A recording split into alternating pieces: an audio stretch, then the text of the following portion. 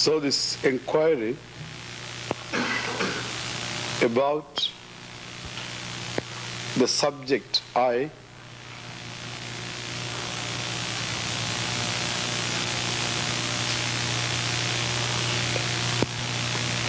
resolves in this recognition that the I cannot be this.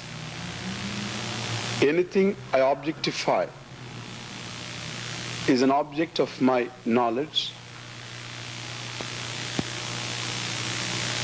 and the physical world I objectify,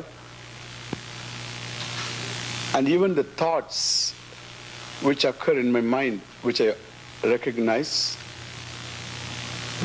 the physical world including the physical body, and within the body, the modifications, the physiological functions like hunger, thirst, etc., uneasiness and whatnot, all of them I objectify. Mental conditions I objectify. Knowledge, memories, ignorance I objectify. And therefore the I must be something which is never subject to objectification, which cannot be an object of my knowledge. The I is an object of my knowledge, then there should be another I to objectify it. Not only this, even concepts of time and space. Time and space do not objectify me. They are not aware of me. I am the one who is aware of them. From all this, it's clear that I am rather unique. The I is unique. It is singular. Singular in uniqueness. And singular also in number. Singular in its uniqueness because there is nothing like I. Everything else is unlike I. Everything else being the object of I. You are the only one who can be said as I, who can be referred as I. Nothing else in this creation can be referred by the word I. And I thought I could refer my body as I, which is not true. The body also is an object of my knowledge. It is very strange that I look upon the physical world as object of my knowledge, but I exclude the physical body, which is a part of the physical world. Your world includes my physical body, but somehow you exclude your body from the physical world, even though it is very visible to me. It is an object of my knowledge. Therefore, I objectify your body, you objectify my body. And therefore, for both of us, it is object. Therefore, the body is not I, it's very clear. Even if you objectify my mind, my thoughts, by telepathy, well, I objectify my thoughts. Not only you objectify, I objectify my own thoughts. Therefore, I objectify your thoughts, I suppose. You as well objectify your thoughts. In fact, if I have to find out whether my seeing your thoughts is proper, is right or wrong, I have to consult you. You are the one who is going to tell me whether it is correct or not. Because you objectify as well your thoughts. You are the final authority on it. Therefore, I objectify your thoughts, suppose I can. You objectify as well your thoughts. Again, it belongs to the world. I objectify time. I objectify space, and I objectify ignorance, knowledge, memories, all of them. Therefore, there is nothing like I, another I is not there. Anything you objectify is not I. That is the law. That is the rule. Anything you objectify is not I. By the very fact you objectify it. And the one who objectifies is not subject to objectification. Therefore, that which is not subject to objectification is the subject. Rupam, Drishyam, Lochanam, Drik. Tad Drishyam, Draktu Manasam. Drishyaha Dhivrittaya Sakshi. Drigeva Natu Drishyate. A form, a color is seen, the seer is the eyes. The eyes themselves are objectified, that they are short, that they are 6 by 6, they are 20 by 20, that they are blind, dull, etc. The seer is the mind. The mind itself is objectified, drishyaha dhivrittayaha. Vritti means a thought form. Drishyaha dhivrittayaha. All thought forms are subject to objectification. And the one who objectifies them is the subject. And that subject, therefore, is not subject to objectification. So that which is not subject to objectification is the subject. And anything that is subject to objectification is not the subject. And therefore there is only one I in the world, that is you. There is no other I. And if you tell me, Swami, you are standing there, you are also I am also I. There are two I's. When you say you are also I, which you are talking about? You are talking the physical body as I, which you objectify. I too objectify. I don't agree with that. The physical body I objectify, you objectify. Therefore that is not I anyway. If you say thoughts are I do objectify them. If you say ignorance is I objectify it, I know my ignorance. And if you can figure out my ignorance, I too also, I know very well my ignorance. Therefore that is not I. What else you objectify? You don't objectify beyond anything of this. And therefore all that you objectify is within the fold of time and space. There is nothing beyond that you objectify. And therefore, if there is another thing, another I is there, that another I you cannot objectify. Therefore, there is only one I, really speaking. A second I is not there. Therefore, you are the only one who is available to be referred by the word I. Everything else in this creation is an object. Even if you imagine God in a certain form, nothing wrong in worshipping Him in a certain form. And in that form you worship Him, and if you look upon that God as someone other than yourself, then definitely you objectify that Lord. Therefore you become someone who is a subject I, and God becomes an object.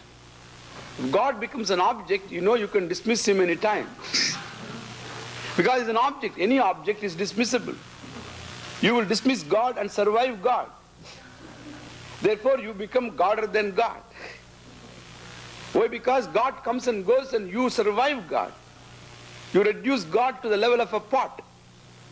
You can dismiss a pot, out of mind, out of sight. God also goes out of sight. In fact, God should beg at your feet, come on, objectify me. And otherwise, He is not anywhere around. God becomes an object. And therefore, what I say, any concept that you have, any concept of time, concept of space, concept of anything that is in time and space, with a shape, with a form, with an attribute, all of them are concepts. All of them are even tangible objects. They are objects definite. And therefore there is only one subject, that is you, and that is singular. Singular in uniqueness, because everything else is unlike the I. Singular in number too, because a second I you can't arrive at. The moment you think of a second I, the second I becomes this, not I. It becomes an object. Therefore, you can't arrive at second I at all. Number one. Number two, the nature of I also doesn't allow a second thing to be. I, after all, is one because of which I am aware of everything. Therefore, I am aware with reference to things that I am aware of.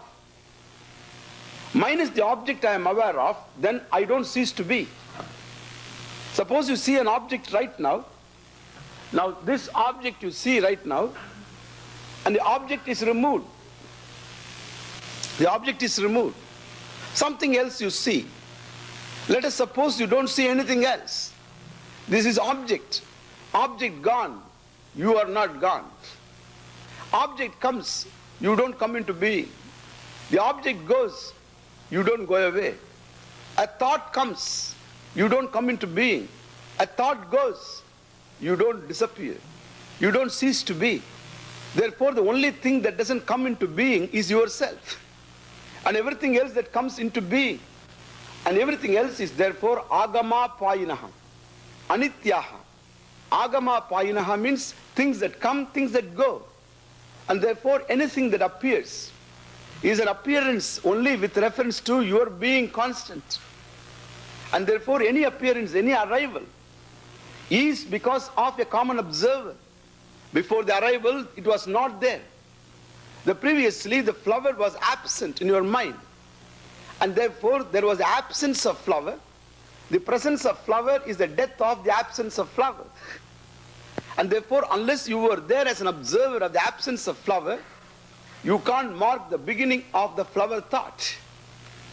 To arrive at the beginning of the flower thought, you must be there around, even before the flower thought came. Otherwise, how are you going to arrive at the beginning of anything for the matter of that? So to arrive at the beginning, you must see the absence of what has begun. The pot is created right now. How do you know? Because I knew previously this pot was not there. Therefore, you must be there before the beginning of the pot. A common observer is necessary who observes the absence of pot, the prior non-existence of pot. So the end of the prior non-existence of pot is the beginning of pot. Is it not true? The birth is an event. How do you register the event? That it is even born right now, this event is born. You can say that the event is born only when you are aware of its prior, the event, the prior condition of the event which was a non-existent condition. Therefore, the prior non-existence of pot comes to an end when the pot comes into existence.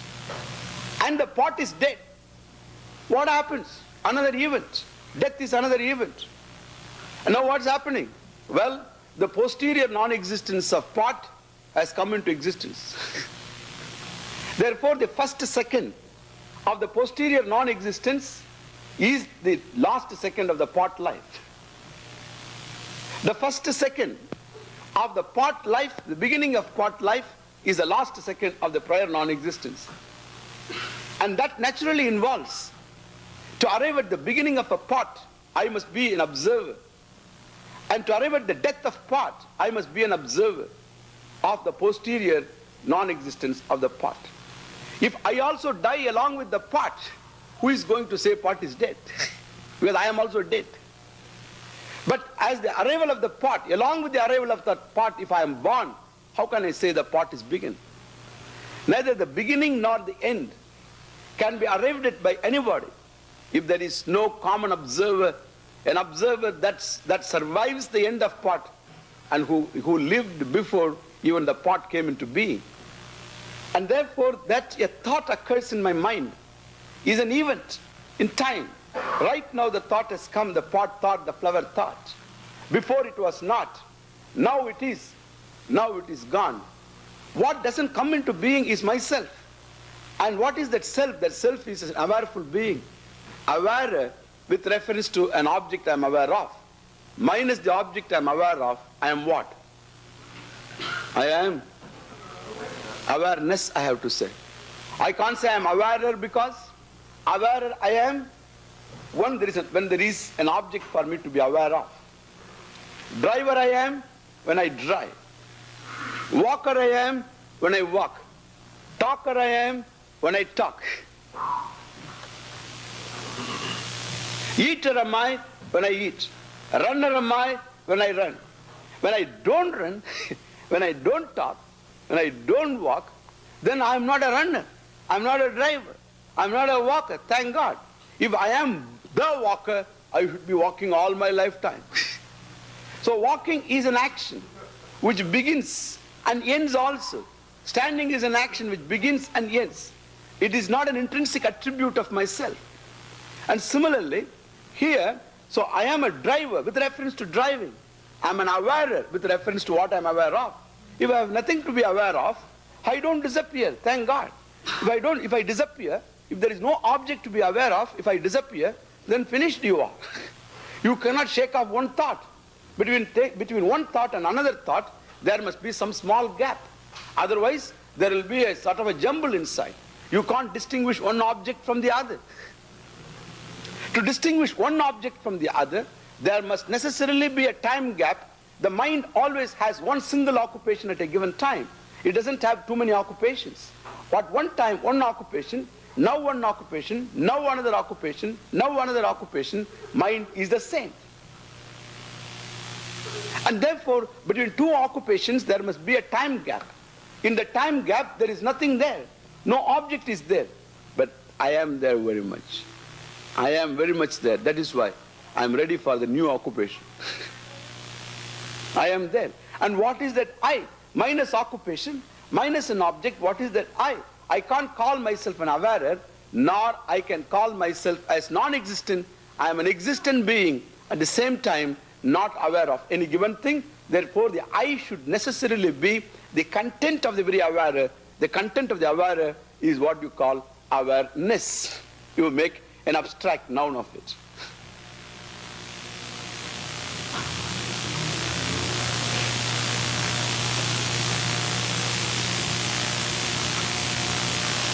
So if I is that awareness which is when time is, it is. When time is not, is or not, it is. When the concept of time is, it is. When you remove the concept of time, it still is. Therefore, it's clear that I survive time. I survive place.